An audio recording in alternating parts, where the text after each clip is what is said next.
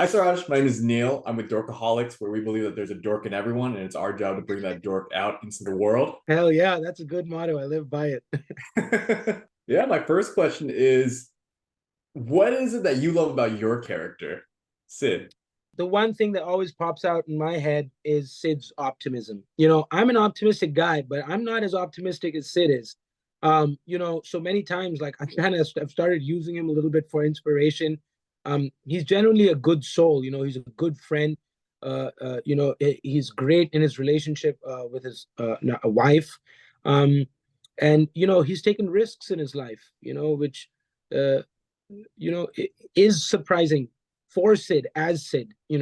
So it's a great character to play. I love that. I think optimism is something I haven't considered. I really relate to him just because I didn't go to med school per se, but I went down the traditional engineering background.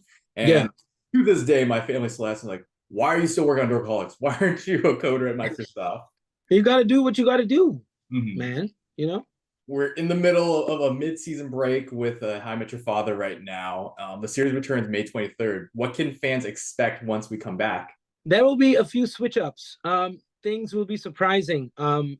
The second half of this, when we were shooting it, when we were reading the scripts, episode 10 on, I was really excited because the scripts were getting really good. And us as a team, everybody from the showrunners, the writers, the crew, the director, us, the cast, all of us hit this like groove. We were just moving through it. It was super smooth. People were trying things. We were being exploratory. We felt comfortable. We were being honest.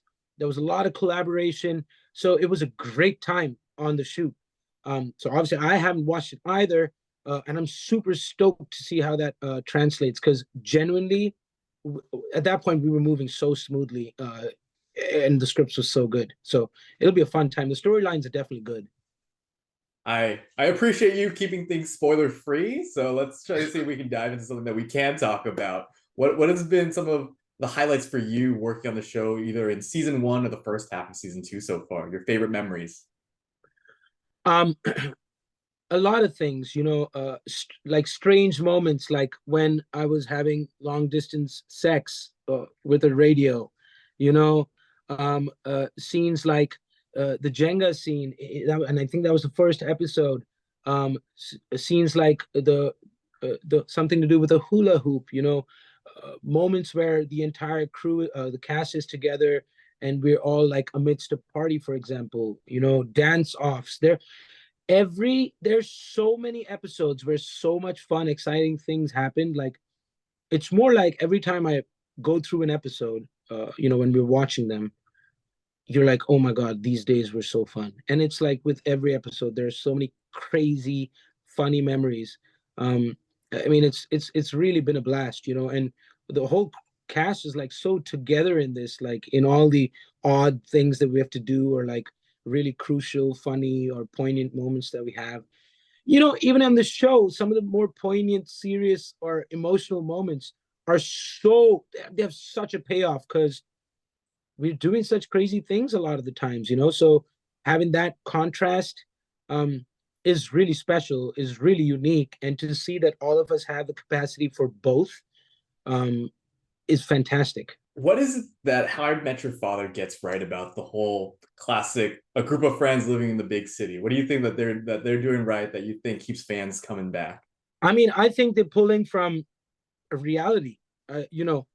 Your 30s or whatever are like especially funny, convoluted, strange, redefining, confusing, fun time.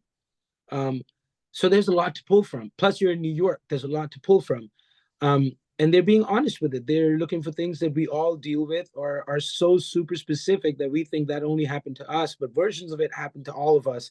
I think that's what they're getting right. I think as long as they're honest with the tone that they've set and honest with the way people evolve and things change, um, I think it'll continue to be a great show. I like that. I'm really like latching on to what you just said, that the way people evolve. Yeah. In what ways would you say your character Sid has evolved from when we meet him in episode one of season one to now, and hopefully where we see him by the end of season 2 and onward. The biggest change in Sid's life, or in Sid over the the journey so far from season 1, episode 1 till now, is that his life has become a whole lot more stable. In as far as his bar is considered, what they're doing over there, his friendships are considered. He's married now. Him and Hannah look pretty damn good. They seem like they're, even though they have trouble in their relationship, like everybody does, they're moving through it just fine. They're surviving long distance. I think but the biggest change in his life is he has room to spend, give energy to his friends, give energy to the crazy things that are happening, because his life is quite sorted at this time. So it'll be interesting to see if we get season 3, how things will change, where that will move towards, or maybe some things that happen in season 2 that'll be very surprising and be able to put us on a situation like, what's going to happen with Sid now? So that's something to look forward to, and that's the evolution of Sid. Very stable right now. No, I like that. As you're describing, I'm like, wait, I like Sid. I hope I'm the Sid of my group. I want to be. Sid's doing all right. Yeah. Well, thank you so much for your time today, Suraj. It was great speaking with you. Looking forward to the return of season 2. Thank you, Neil. Appreciate your time, man, and great talking to you. Likewise.